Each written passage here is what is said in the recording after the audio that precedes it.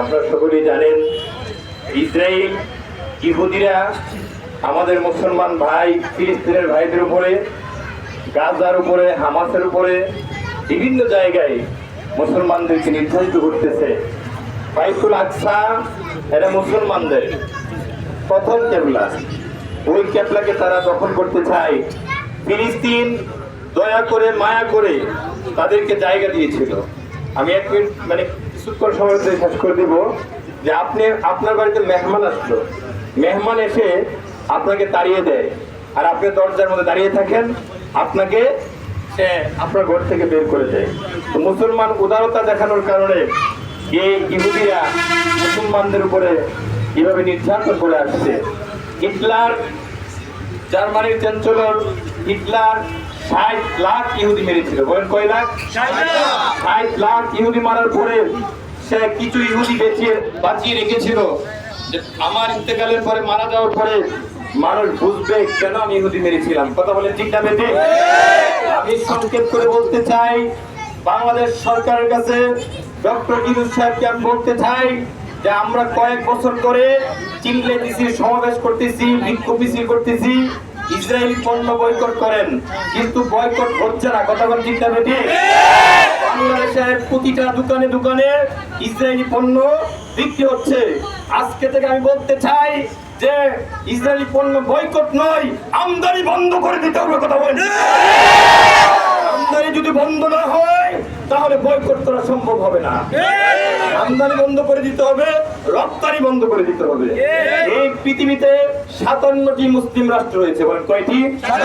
57টি মুসলিম রাষ্ট্রের মধ্যে 56টি রাষ্ট্র জাতিসংঘের আপনার সদস্য। 57টি রাষ্ট্র নিয়ে ওআইসি গঠন করা হয়েছে।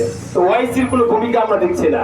আমি আজকের এখানে শত শত অনেক মোবাইল থেকে আপনারা যারা ভিডিও করছেন এগুলো দ্রুত সরিয়ে দিবেন, যাতে আমাদের এই কথাগুলা জাতিসংঘ পর্যন্ত পৌঁছায়, ওআইসির কাছে পৌঁছায়। ওআইসি কে বলবো 57টি রাষ্ট্র, আপনারা মুসলিম কান্ট্রি ওআইসি গঠন করেছেন, একটা হুঙ্কার দেন, হাজার হাজার মানুষ আমরা জীবন দিয়ে দিব। ঠিক না ঠিক? 57টি মুসলিম রাষ্ট্র থাকতে আজকে গাজাকে ধ্বংস করে দিল, ফিলিস্তিনের হাজার হাজার মানুষকে শহীদ করে দিল। আমি শেষ করে দিচ্ছি, দাঁড়ান।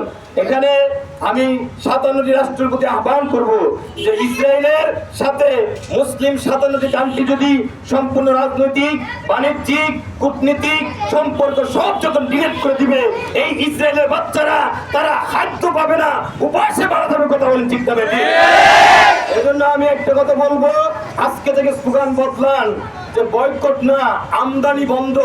আমদানি বন্ধের পক্ষে না বিপক্ষে? আমরা বলি আমদানি বন্ধ করে দিলে অটোমেটিকলি আপনার বয়কট হয়ে যাবে। সিরিজে যে গণনা করছে এটার পক্ষে আমরা একমত না।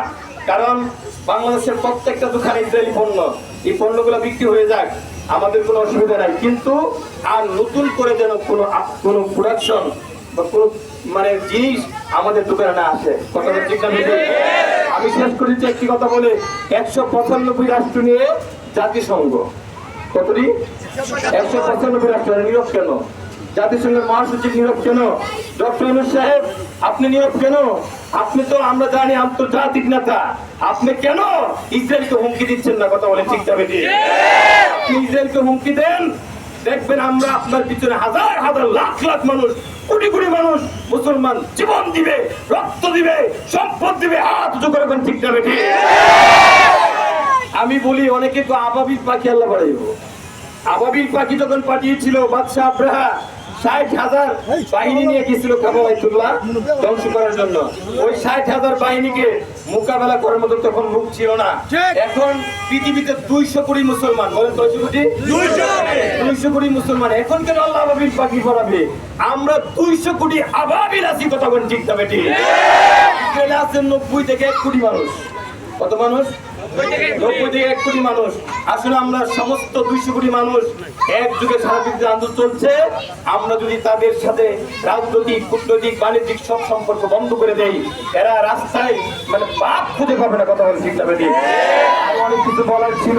আয়োজক বাংলাদেশ আন্দোলন আল ইসলাম, শেরপুর বাংলাদেশ তালামী ইসলামিয়া এবং বাংলাদেশ আন্দোলন আল ইসলাম, অসংখ্য অসংখ্য ধন্যবাদ।